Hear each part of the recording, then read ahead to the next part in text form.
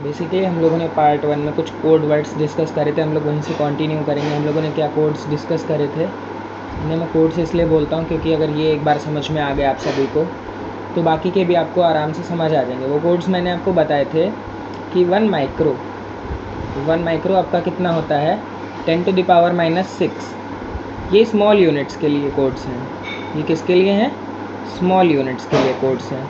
लेकिन अगर आप देखो नेक्स्ट वाला 1 नैनो, तो 1 नैनो कितना होता है? 1 नैनो आपको बताया था 10⁻⁹। उसके बाद मैंने बताया था 1 पीको बताया था आपको, तो पीको बताया था आपको 10⁻12।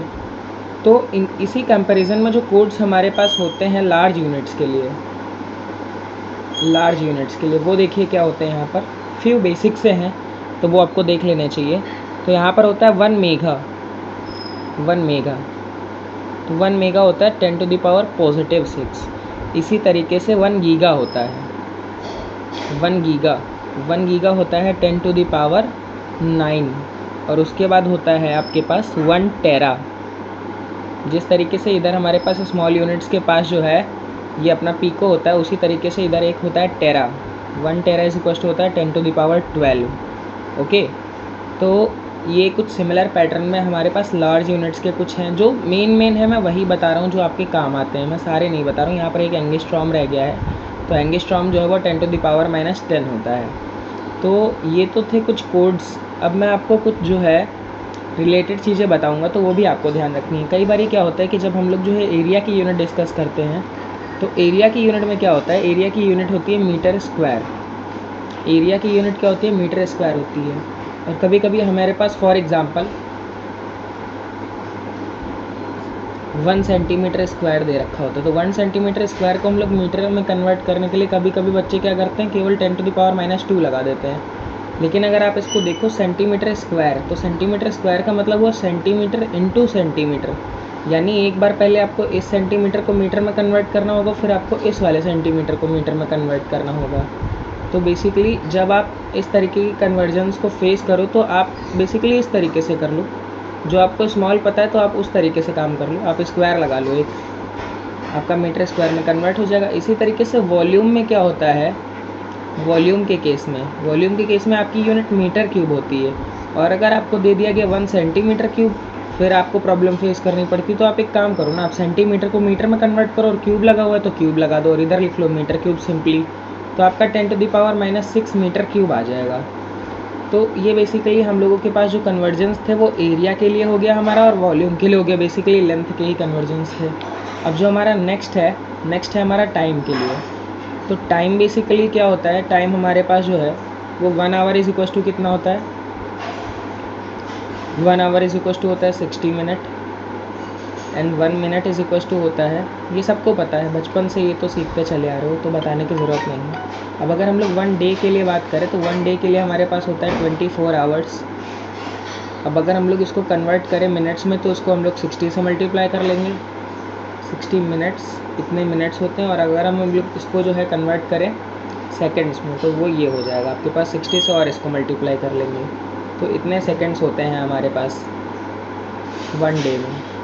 तो ये आपका टाइम का कन्वर्जन हो गया सेकंड्स में। अभी हम लोग जो है अब स्पीड की बात करेंगे। स्पीड के लिए स्पीड क्या होती है हमारे पास, स्पीड का जो यूनिट होता है हमारे पास, स्पीड का यूनिट होता है मीटर पर सेकेंड। लेकिन कभी कभी एग्जाम्पल में दे देते हैं या न्यूमेरिकल प्रॉब्लम में दे देते हैं किलोमीटर पर आवर। क्या दे देते हैं? Kilometre per hour.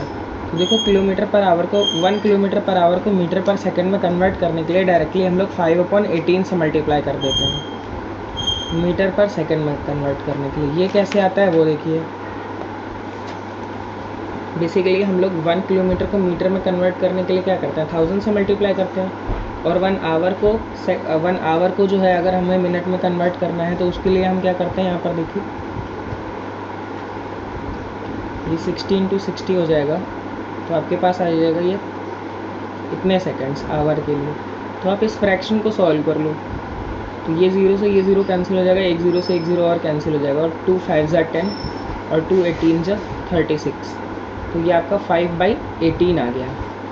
ये क्या आया, जब आप 1 किलोमीटर पर आवर को मीटर पर सेकंड में कन्वर्ट करते हो तो 5/18 से मल्टीप्लाई करते हो, ठीक है। तो ये जितने भी मैं ब्लॉक्स बना रहा हूँ या बॉक्स बना रहा हूँ ये सारे मेन है, बाकी तो रफ वर्क है, ठीक है। जितने भी बॉक्स में पैक्ड चीज़ें हैं ये सारी चीज़ें आप ध्यान से इसको कर लेना, ये आपको करनी है। फिर आगे देखिए, नेक्स्ट जो है हम लोगों के पास कुछ और बेसिक से यूनिट हैं। अब जैसे कि हम लोग जो है जब पढ़ते हैं तो जो हमारा, अगर हम फोर्स के लिए बात करें, फोर्स के लिए, तो फोर्स की यूनिट हमारे पास क्या होती है? फोर्स की यूनिट हमारे पास होती है न्यूटन। लेकिन जब हम लोग किसी दूसरे सिस्टम में, ये जो यूनिट होती है ये MKS सिस्टम में होती है। क्योंकि हम लोग कन्वर्जेंस डिस्कस कर रहे हैं तो इतना ज़्यादा मैं इसमें डीप में बता नहीं पाऊँगा, लेकिन फिर भी मैं कोशिश करता हूँ। जो यहाँ पर MKS है, यहाँ पर M का मतलब है आपका मीटर, यानी अगर आप लेंथ मेज़र कर रहे हो तो वो मीटर में मेज़र करोगे,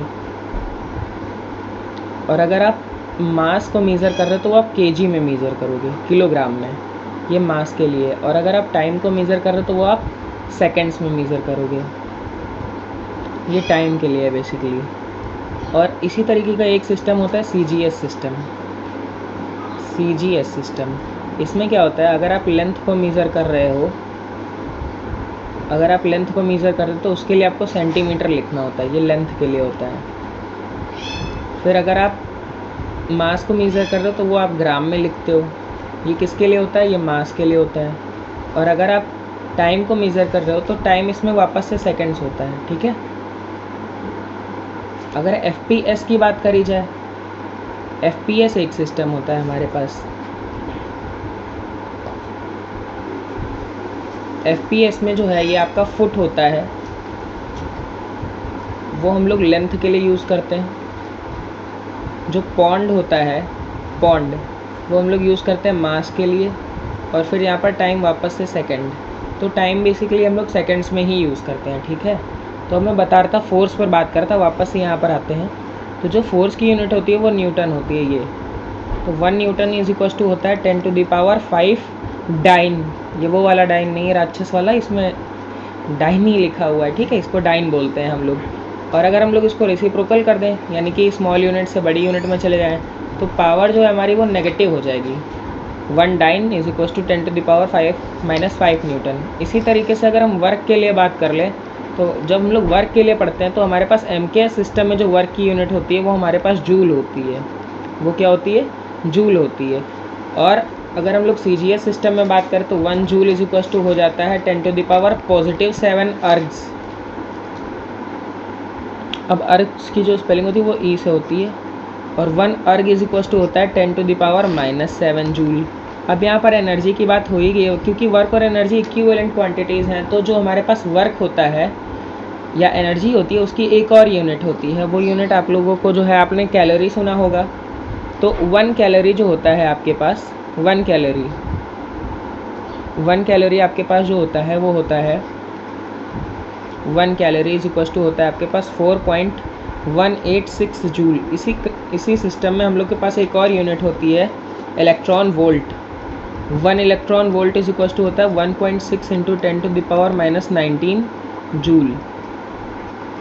तो ये सारे कन्वर्जन्स आप अगर याद रखोगे तो आपके न्यूमेरिकल लगाते वक्त आपको बहुत आसानी होने वाली है। अब अगर आप, एक और यूनिट होती है जूल के टर्म में, वो होती है 1 किलोवाट आवर।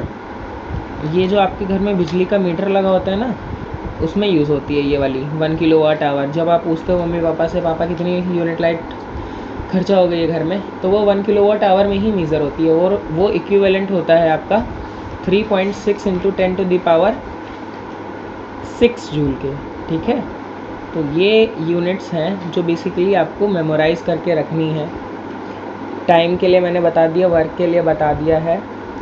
और इसके बाद मैं नेक्स्ट पार्ट 3 लेकर आऊँगा आप सबके लिए। तो उसमें मैं क्या करूँगा कि कुछ जो बेसिक स्टैंडर्ड वैल्यूज़ हैं, सच दैट कि आपके पास जो म्यू नॉट होता है, permeability of free space, epsilon not होता है, परमिटिविटी, और ये 1/4 पाई एप्सिलॉन नॉट जो होता है, यहीं पर भी बता देता हूँ, और उसके लिए अलग से भी वीडियो बना दूँगा। एक होता है आपके पास म्यू नॉट अपॉन 4 पाई।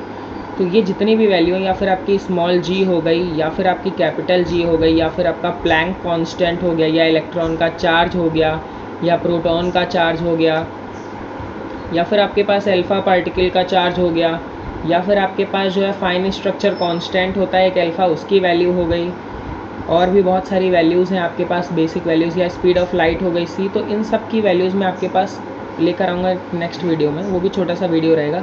तो बेसिकली ये फ़िज़िक्स के फंडामेंटल चीज़ें हैं जो कि आपको याद ही याद होनी चाहिए। इतनी फ़िज़िक्स तो बेसिकली आप बचपन से करते चले आ रहे हो, और अगर आपको नीट में सब कुछ आगे से आगे करना है या फिर 11th-12th के न्यूमेरिकल जल्दी से जल्दी सॉल्व करनी स्पीडली, तो ये सारी चीज़ की वैल्यूज़ अगर आपको नहीं लर्न होंगी तो फिर आप फंस जाओगे। इसलिए ये वैल्यूज़ जो है मैं आपको नेक्स्ट वीडियो में बताऊँगा, और अगर आपको आती हैं तो फिर आप कमेंट सेक्शन में कमेंट करके बता सकते हो। आई होप आप सबको आती होंगी। इसमें से कुछ ऐसी हैं जो आपने नहीं सुनी है, बाकी के और भी होती हैं, तो वो मैं आपको नेक्स्ट वीडियो में आपके साथ मिलूँगा फुल डिटेल में। उस वीडियो का नाम रहेगा जो है few standard values of elements. अभी यहाँ पर देखो मास ऑफ इलेक्ट्रॉन छूट रहा है हमारे पास, मास ऑफ प्रोटॉन छूट रहा है, मास ऑफ न्यूट्रॉन छूट रहा है, मास ऑफ अल्फा पार्टिकल छूट रहा है, और जो कि इन सब में बहुत ज़्यादा रिलेशन होते हैं। ये जब आप मॉडर्न फिज़िक्स पढ़ोगे तो वहाँ पर आपके काम में आएगा। ठीक है, तो आई होप आपने ये वीडियो एंजॉय करा होगा। मिलते हैं नेक्स्ट वीडियो में। Thank you for watching this video.